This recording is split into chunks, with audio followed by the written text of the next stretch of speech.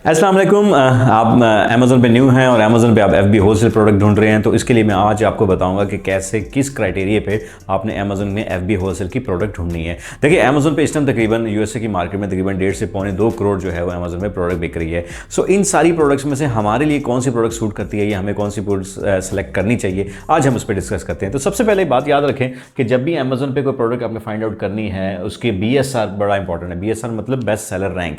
सो जितना रैंक ज़्यादा होता है उतनी प्रोडक्ट जो है वो ख़राब बिकती है, और जितना रैंक नीचे होता है उतनी प्रोडक्ट अच्छी बिकती है। ज़्यादा ये जो बिगनर्स हैं उनके लिए भी बता रहा हूँ। सो कोशिश करें कि आपकी जो प्रोडक्ट की रेंज है वो 1 से मैक्सिमम 50,000 तक हो, यानी कि एक रैंक नंबर 1 से लेकर रैंक नंबर 50,000 तक आपने अपनी प्रोडक्ट की सिलेक्शन करनी है, इसी रैंक के अंदर रखें।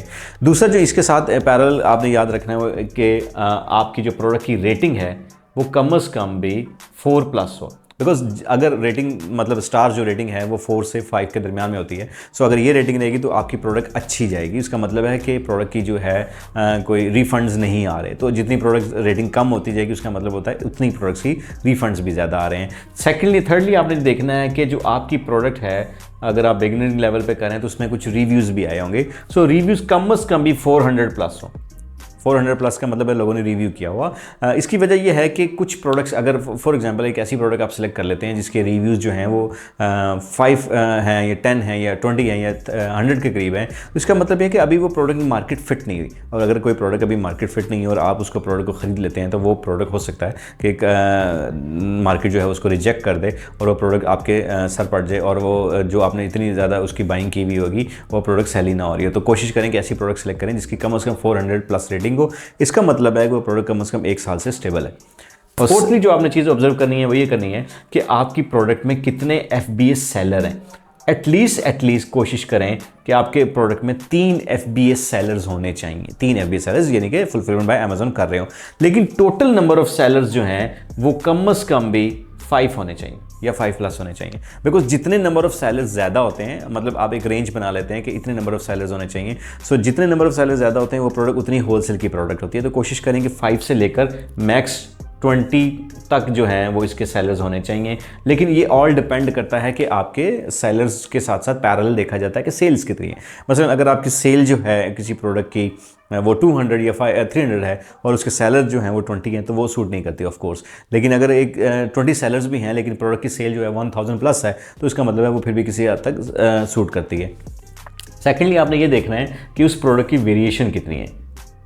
वेरिएशन से मुराद है कितने कलर्स हैं, कितने साइजेज़ हैं, तो ये चीज़ को भी देखना बहुत ज़रूरी है। तो लेट्स सपोज अगर एक प्रोडक्ट की वेरिएशन 10 से 15 हैं तो उतने डाउट्स ज़्यादा क्रिएट हो जाएंगे कि जो प्रोडक्ट आपके पास है क्या वो एग्जैक्टली उस वेरिएशन वाली वो प्रोडक्ट को सेल हो भी रही है कि नहीं। तो जितने कम वेरिएशन होंगे उतना ज़्यादा अच्छा होगा। कोशिश करें कि कम वेरिएशन वाली सेल में जाएँ, और ख़ासतौर पर मैक्सिमम अगर कोई सेल करनी भी है तो लेस दैन 5 है जो आपकी सेल वेरिएशन सेल होनी चाहिए। 5 से ज़्यादा की वेरिएशन सेल में स्पेशली स्टार्ट में तो बिल्कुल भी ना जाए। सेकंड वो है प्राइस। आपकी जो प्राइस रेंज है वो $18 से लेकर प्लस से लेकर अराउंड को $50 के करीब होनी चाहिए। अब ये बात मैं ऐसा क्यों कह रहा हूँ, $18 से इसलिए कह रहा हूँ कि देखें, आपको जो प्रोडक्ट ख़रीदते हैं वहाँ ख़रीदने से लेकर प्रेप होता है, शिपिंग होती है, इनबाउंड होती है, अमेज़न वेयर हाउस तक पहुँचती है, तो इस सारे में कॉस्ट आती है। सो अगर आपकी प्रोडक्ट की प्राइस जो है वो $10 से $12 की है तो ये सारी प्राइसेस तो उसमें निकल जाएंगी। तो आपको फिर क्या बचेगा। सो कोशिश करें कि आपकी जो प्रोडक्ट है उसकी प्राइस 18 से ऊपर हो, ताकि आपको भी उसमें कुछ अच्छा पैसे जो हैं बच सकें। और ज़्यादा प्राइस वाली भी इसलिए नहीं कह रहा कि वो आपने अपने बजट के हिसाब से देखना। अगर एक बंदे का बजट जो है वो अराउंड 500 या 1000 के करीब है तो वो बड़ी हैवी प्रोडक्ट्स बहुत कम परचेज़ कर पाएगा। मसलन अगर एक बंदा सिर्फ $1000 से इन्वेस्टमेंट स्टार्ट कर रहा है और वो प्रोडक्ट सेलेक्ट कर लेता है ऐसी जिसकी प्राइस रेंज जो है वो $100 है, तो सिर्फ 10 पीस उठा सकेगा। सो वो 10 पीस जो उठा के उसकी टोटल इन्वेस्टमेंट उसी में इन्वेस्ट हो जाएगी। सो ये कोशिश करें कि प्रोडक्ट जो है वो 15 से 18 के दरमियान से लेकर 50 के दरमियान में रहे, ताकि इसी से आप जो अपना बजट है उसको अच्छी तरह यूटिलाइज़ कर सकें।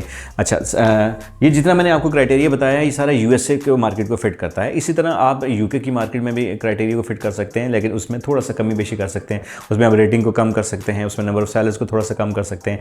बट ये सारी वो चीज़ें हैं जिनको आपने मद्देनज़र रख के किसी भी प्रोडक्ट को सेलेक्ट करना होता है। इसमें बहुत सारे और फीचर्स भी हैं, वो नेक्स्ट हम किसी वीडियो में आपको बताएंगे कि और मज़ीद किन चीज़ों को ऐड करके आप अपनी प्रोडक्ट को सेलेक्ट कर सकते हैं। तो नेक्स्ट वीडियो में हम फिर आपको बताएंगे कि कैसे और मज़ीद फिल्टर्स को आप इसको ऐड करके अब एक अच्छी प्रोडक्ट ढूंढ सकते हैं।